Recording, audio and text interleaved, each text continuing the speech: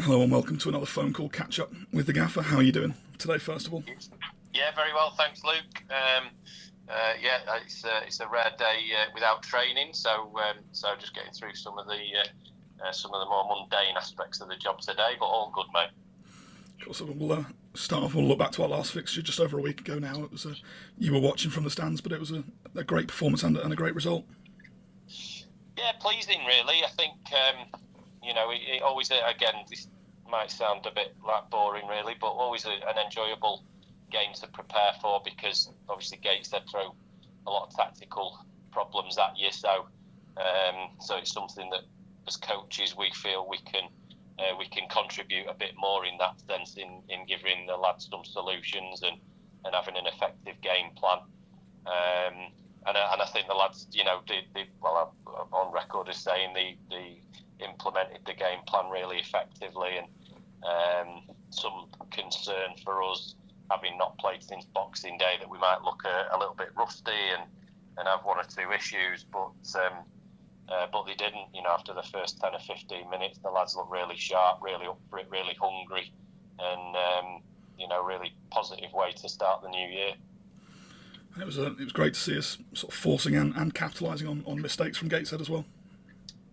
Yeah, and that's what you've got to do against Gateshead because if you're not ready and you're not prepared to force the mistakes first of all, and then capitalise on them when they make them, or when they sort of play into the traps that we set, then it can be a very long evening because they more often than not they're going to have the lion's share of possession. But again, I don't want to do our lads a disservice because you look at the possession stats and they're fairly even. And certainly when you look at the passes in the final third and key passes in the game, then we just edge it really. So these are things that although some teams there are others in and around us in the division who will focus their energies on having possession and oftentimes that possession is across their back line rather than actually in dangerous areas. So we're quite comfortable away from home. If teams want to have possession along their back line, then that's absolutely fine. But when they take the risk of playing forward, that's when we're at our best and probably one of the most dangerous teams in the league in that moment. Obviously, it's been a little while since we've done one of these, and just looking at some of the other results, we've had high scoring wins against Aldershot as well as Gateshead, and then positive points away at Barnet and Altrincham with clean sheets in there as well. Yeah, definitely. I think the Altrincham game was probably a little bit of a disappointment. Really, I think there was probably a bit more action in the tunnel than there was out on the pitch. I think it's a credible point when you go away to a playoff rival and get a point. Similarly, away at Barnet, a good point, and the home game to Sutton. At the time we played them, Sutton were above us in the division. They were on an incredibly good run of form. I don't think they conceded a goal in the last 3 league games. They were unbeaten in 5. So not an easy opposition at that stage, and we had to be right on our mettle to make sure we came out of the game with something so satisfying in that sense. And I think the run of form we're on at the moment, just the one defeat against Southend, which that game came off the back of an incredibly long away trip on a Wednesday night to Forest Green. So to travel all the way to Forest Green and back in a day and play a really tough game against a very good opposition, and then be able to get prepared and ready and sharp again for a game on Saturday was maybe just a little bit of a stretch for us, and we didn't quite achieve what we wanted to. But in the other games, I think we've shown that we're in a very good place, and the foundations are there for us to kick on into the second half of the season. Obviously, mixed in with that is the disappointment of the FA Trophy game, which, without making excuses, it's a game we could and should have won. We were maybe a little bit under the cosh because of the weather and the conditions acted as a leveller in that game. But but yeah, incredibly disappointed not to be able to progress in the trophy. However, we've shown since then that we're in a really healthy place in the league, and that's got to be our priority every year. Really, is trying to get out of the division, and now it can be our clear focus. As you say, in a positive place in the league, only a couple of points outside the playoffs, and with this run of form recently, things really starting to click by the looks of things. Yeah, and a few teams above us, we've got games in hand on as well, so that's quite positive. Another positive is the fact that we've got a number of players coming back from injury. We've obviously got the addition of Luca Thomas. We've got the exciting news of Scott High loan until the end of the season, which is a real lift. And we've got a good number of players who have really started to establish themselves now as good senior players, as very good National League players. So every season we have this period where players are learning about the level, learning about themselves and where they fit into a senior first team environment. But we're there now. There are a good number of players who at the start of the season would have been classed as inexperienced and still very much in the development phase of their Halifax Town career, but that time has gone now. They are established, they are ready, they know what they're about, they know what the level is about, and they know how they're going to contribute. So we're really confident about the group we're taking into this second half of the season, and really excited by what we believe we can achieve. Obviously, you mentioned the new signings there, but obviously one departure we've had was Billy Waters' loan ending, which was obviously disappointing. Yeah, it is. Billy's a real fans' favourite. He was a favourite of the other players and the staff. We really like Billy, and we love what he contributes in terms of his play on the pitch. He's had 2 really positive spells at the club, and who knows, maybe there'll be a third at some point. Certainly, I know Billy wouldn't turn down the opportunity to come back if the circumstances were right, and we wouldn't turn down the opportunity to have him back at some time if the circumstances were right. But yeah, listen, we're grateful for his contribution, and he's a lad who is always going to be welcome with open arms at the Shea, because he's just such an important part of the recent history of the club. Of course, obviously with his departure, it gives others the opportunity, and we certainly saw that, at least from Zach last Tuesday.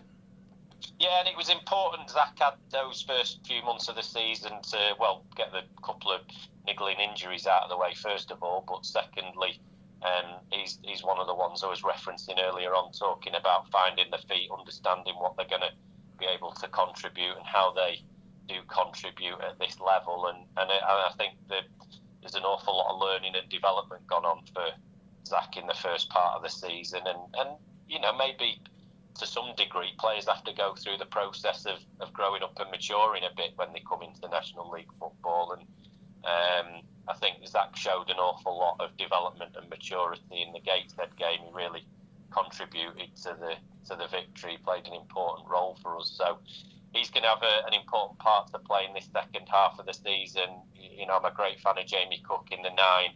I always have been. I think that's where he's going to progress to becoming a very good player over the course of his career.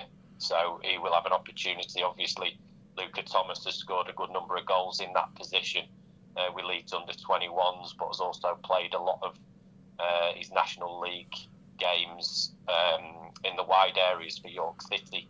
So he comes in with an ability to contribute with goals from the middle area of the pitch or from the flanks. And then we've got others who are establishing the fitness. Max Wright looks incredibly sharp now. Andrew Oluwabori, Angelo Capello. We've got the players playing in the number 10 roles who can weigh in with goals. Owen Bray has had a similar journey to Zach Emerson in the early part of the season, finding his feet at the level and how he's going to contribute, but look sharp.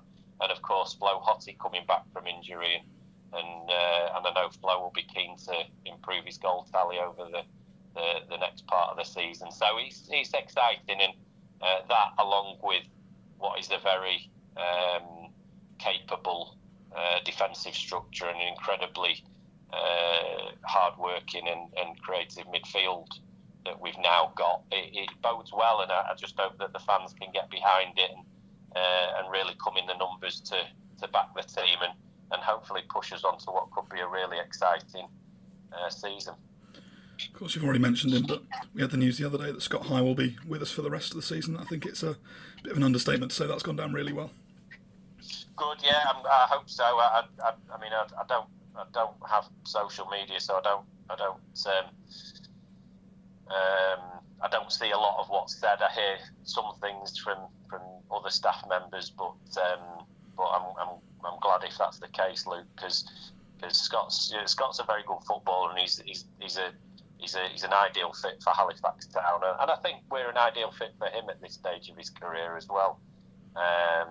But he's bought in, he's contributed, and he's all in for the club in everything he does. So, they're the type of lads who tend to be successful with us, the ones who turn up, work hard in training every day, perform to the very best of their ability every time they're on the pitch, and no doubt this will give him a fantastic platform to hopefully kick on himself. But in the meantime, I know he's going to make an excellent contribution to what we want to achieve this season. So it's great to have him, and it also helps, I think, carry the load a little bit for other players in the midfield. We want to have a decent mix of players who can offer the energy, the work rate, the competitive nature of the characteristics that our team is built on, but also with that little bit of creativity and ability to get us on the ball. So he'll help carry that weight that one or two others are also contributing to. Of course, the other player that's arrived, Luca Thomas, on loan from Leeds. What can you tell us about him? Yeah, Luca, very exciting young player. Like I mentioned earlier, he's got the ability to play anywhere across the front three, and he will do for us. He can. He's got a decent recent goal scoring record with the under-21s at Leeds, and then has had a good introduction to National League football in his loan at York City. So he's had that time now to acclimatise to get to the level at York, and he comes into us as a player who will certainly threaten and support the starting 11. So he's somebody who we're excited to work with, and we're grateful to Leeds. We've got a really healthy relationship with Leeds United, one that we didn't have, at my time. Well, certainly when I came into the club, and for the early part of my time at the club, it was something that we wanted to do, was build stronger links with the teams in and around West Yorkshire. Leeds United obviously being one, we're very keen to have a good relationship with, one in which we can offer a viable outlet for players who don't quite make the grade there, and also for ones who they want to get out and get experience on loan.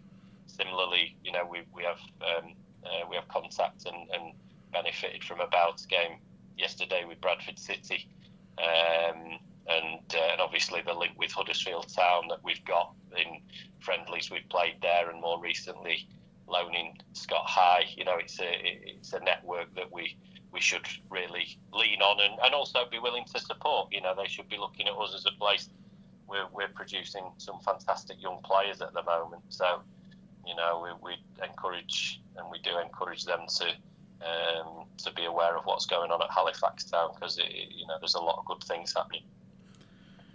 Any other possible incomings on the imminent horizon as well? Well, there's conversations. We've got a couple of lads in training with us this week. We feel that the squad is in a really strong place now.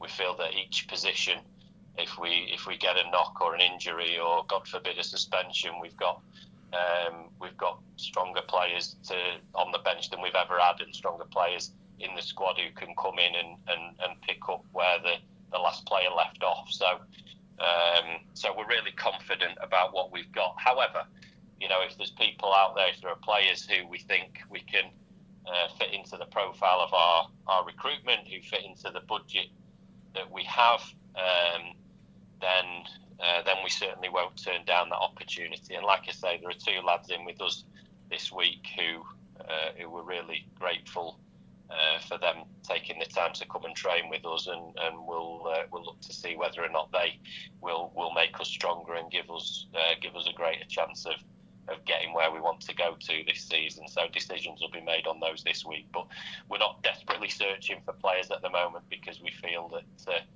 there's a real good squad in place now. Yeah, obviously we're in January and things can happen very quickly, but are there any potential departures we need to be concerned about?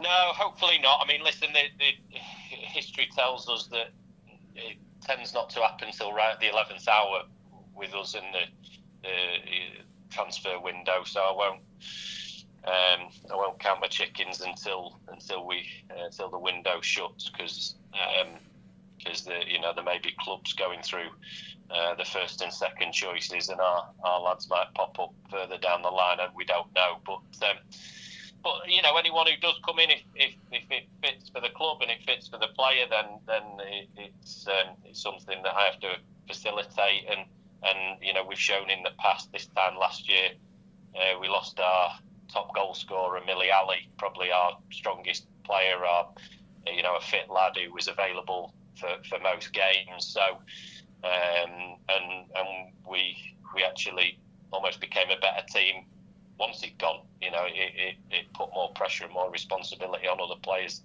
to step up, and that's what they did. And we went on a stronger run once he was out of the building. And again, this season we had Kane Thompson-Summers planned as the main man in the centre of midfield, lose him at the end of the August window, and but other players have stepped up and made themselves almost undroppable in some respects. The performances are of such a high level and so consistently that look, we don't want to lose any of this squad, but if we do, then it just puts pressure on me and the other players to step up and be even better. So yeah, fingers crossed we don't lose anyone, Luke. We don't want to. We think we've got a great opportunity this season to go on a real run and do something special. But if the worst does come to the worst, then we'll adapt and we'll continue to work hard to be successful.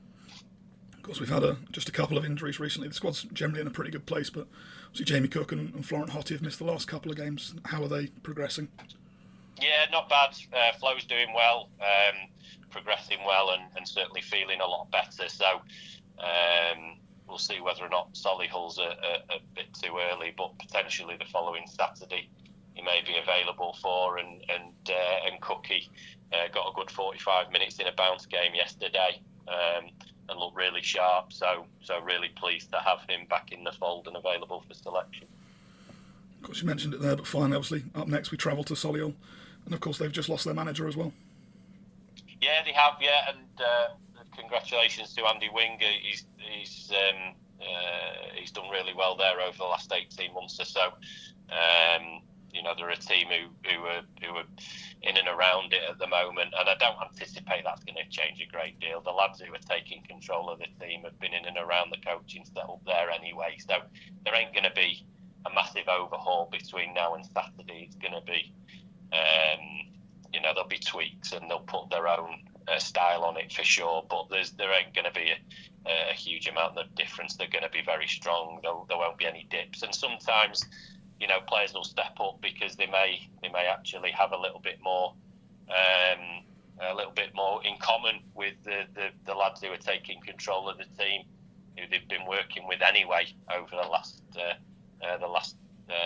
months and weeks. So look, there's still a huge threat to what we want to achieve, and they will be all out to get 3 points and prove that the loss of a manager doesn't mean that the team can't compete at the right end of the table, because it is a very talented squad that they've got, and one which